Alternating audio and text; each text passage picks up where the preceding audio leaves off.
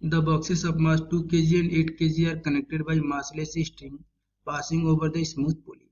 Calculate the time taken by the block of mass 8 kg to strike the ground starting from rest edge. And given that g is equal to 10 metre पर second square. सो सबसे पहले हम draw करेंगे free body diagram. सो यहाँ पे 8 kg block है, इसका weight लगेगा डाउनवर्ड एंड वेट का वैल्यू हो जाएगा m into G. That means mass का वैल्यू 8 है and acceleration due to gravity का वैल्यू 10 है, तो इसका वेट लगेगा 80 newton in downward direction. 8 kg block connected है पुली से एंड पुली कनेक्टेड है स्ट्रिंग से, तो स्ट्रिंग में आएगी टेंशन. तो यहाँ पे आएगा tension T and T. So tension आएगा पुली पे 2T. 8 kg का ब्लॉक डाउनवर्ड मूव करेगा with in acceleration a metre per second square से एंड सेम स्ट्रिंग से कनेक्टेड है 2 kg ब्लॉक.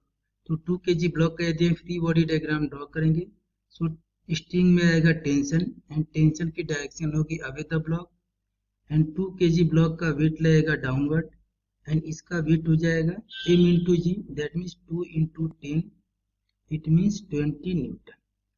20 न्यूटन का वेट लगेगा डाउनवर्ड, टेंशन लगेगा अपवर्ड एंड 2 kg का ब्लॉक मूव करेगा upward with in acceleration of 2a metre per second square.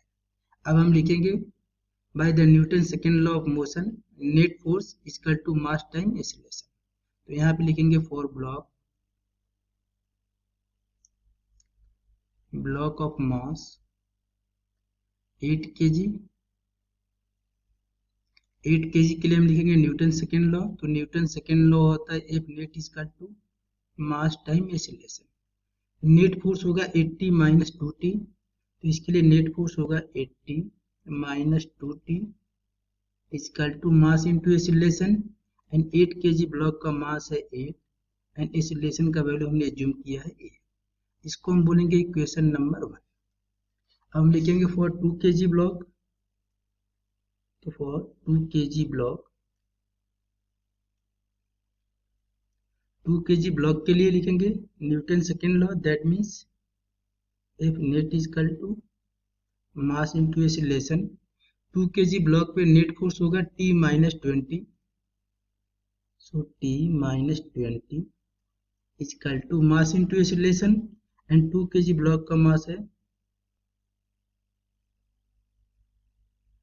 Equal to मास का value given है 2 एंड एक्सीलरेशन का वैल्यू है 2 kg ब्लॉक का 2 है.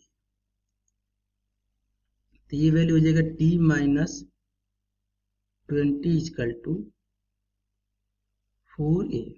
इसको हम बोलेंगे इक्वेशन नंबर 2. हमें यहाँ से कैलकुलेट करना है एक्सीलरेशन का वैल्यू. सो यहाँ पे T आ रहा है, तो इक्वेशन नंबर 2 में हम 2 से मल्टीप्लाई करेंगे. सो अब हम इक्वेशन नंबर 2 में 2 से मल्टीप्लाई करेंगे. Then multiplying in equation number 2 by 2 we get यदि इक्वेशन नंबर 2 में हम 2 से मल्टीप्लाई करेंगे तो ये वैल्यू हो जाएगा 2t minus 40 equal to 8a. इसको हम बोलेंगे इक्वेशन नंबर 3. अब equation number 3 and equation number first को हम ऐड कर देंगे. तो यहाँ पे लिखेंगे adding equation first and third we get equation number first है 80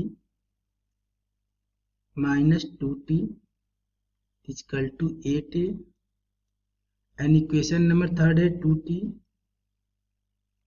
माइनस 40 इक्वल टू 8a. यदि इक्वेशन को हम ऐड करेंगे तो plus 2t and minus 2t cancel हो जाएगा. 80 माइनस 40 करेंगे, ये वैल्यू आएगा 40 equal to 8a plus 8a that mean 16a. So यहाँ से a का वैल्यू हो जाएगा a equal to 40 divided by 16. यदि इसको हम 4 से कैंसिल कर देंगे तो ये वैल्यू आ जाएगा 10 divided by 4 metre per second square. हमें कैलकुलेट करना है time taken by block to cover the distance of 20 centimetre from the rest. So हम यूज करेंगे by the second equation of motion. We know that s equal to ut plus half at square. इसका value हमें given है 20 centimetre.